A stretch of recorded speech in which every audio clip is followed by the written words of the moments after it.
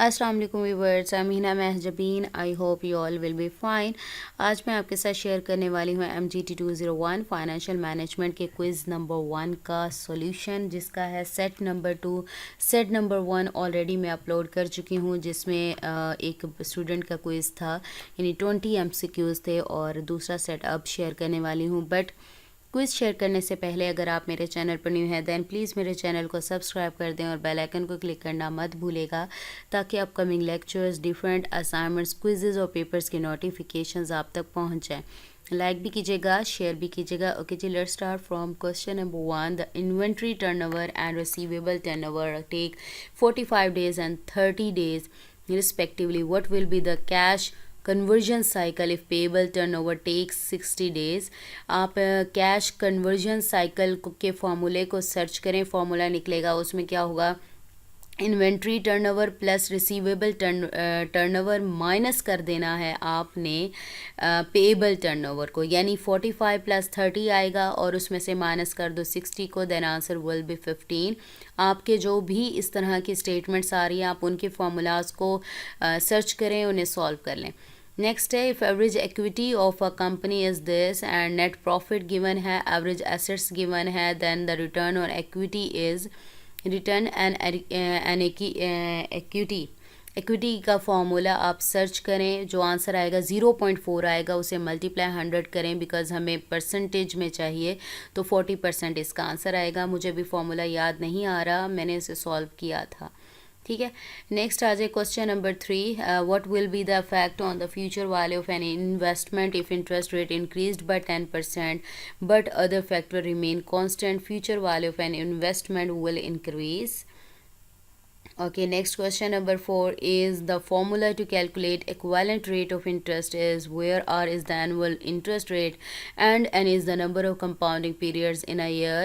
Equivalent rate है 1 + R raised to power 1 by N minus 1 multiply 100. Okay, next question number 5 है मेरे पास। If the intrinsic value of bond is 3500, then an investor should buy the bond and at a market price of। अच्छा जी, हमने study किया है, मैंने already upload किए हैं MGT 201 के लेक्चर्स। तो उसमें क्या था, जब आपने देखना हो कि इन्वेस्टमेंट कहाँ करनी चाहिए कहाँ नहीं करनी चाहिए, उसके लिए आप किसी भी बॉन्ड या सिक्योरिटी के इंट्रिंसिक वैल्यू को मार्केट वैल्यू से कंपेयर करते हैं। अगर तो मार्केट वैल्यू इंट्रिंसिक वैल्यू से कम है देन आप उसको परचेज़ करोगे, अगर ज़्यादा है तो उसे परचेज़ नहीं करोगे। यानी यहाँ पर इंट्रिंसिक वैल्यू 3500 है, तो या तो 3500 हो, ठीक है, मार्केट वैल्यू प्राइस, या फिर 35 से कम हो।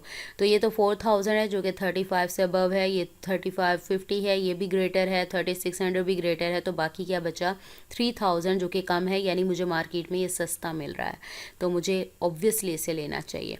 Question number 6 is, if net sales of a company is this year, net profit given है, average assets given है, then asset turnover ratio find करनी है। I think उसका क्या था, नेट सेल्स थी, ठीक है, net sales divided by average assets है इसका फॉर्मूला, इन्हें डिवाइड करें तो 3 टाइम्स आंसर आ जाएगा 3। Okay, question number 7 is,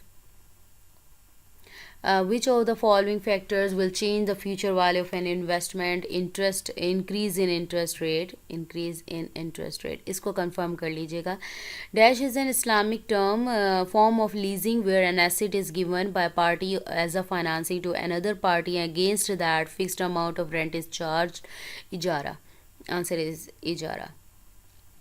Okay, question number 9 is, if interest rate is 7% compounded annually and time period is 4 years, the future value interest factor will be।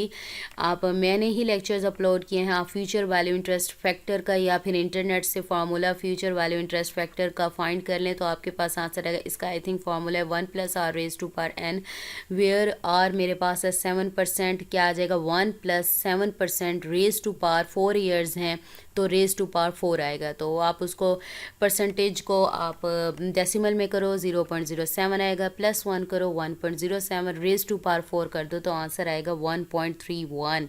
ठीक है, इसका formula देखकर उसमें putting करके answer निकाल लें।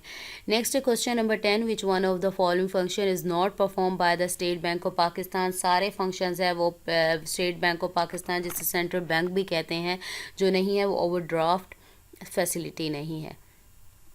Okay जी, नेक्स्ट क्वेश्चन नंबर 11 इज़, हाँ जी, all of the following are the types of डेप्ट इंस्ट्रूमेंट एक्सेप्ट, कौन से नहीं है डेप्ट, ये सारे स्कूक, डिबेंचर्स, टर्म फाइनेंस सर्टिफिकेट जो नहीं है वो ट्रेजरी स्टॉक नहीं आता इसमें, ठीक है।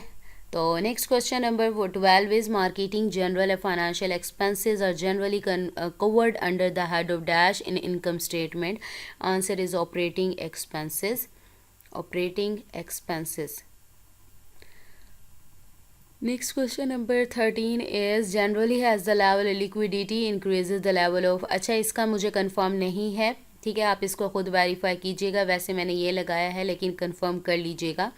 Current asset less current liabilities are equal to net working capital, net working capital. Question number 15 is, one of the distinguishing feature of preferred share is preferred shares are convertible into any other form of securities of a company। अच्छा इसमें से मुझे एक आध और भी लग रहा था, नहीं बस यही होगा, यही है, ठीक है। Okay, next question, question number 16 is the formula to calculate present value perpetuity is present value is equal to instalment amount divided by interest rate और डिस्काउंटिंग रेट। तो ये है हमारा formula. Okay, question number 17 is,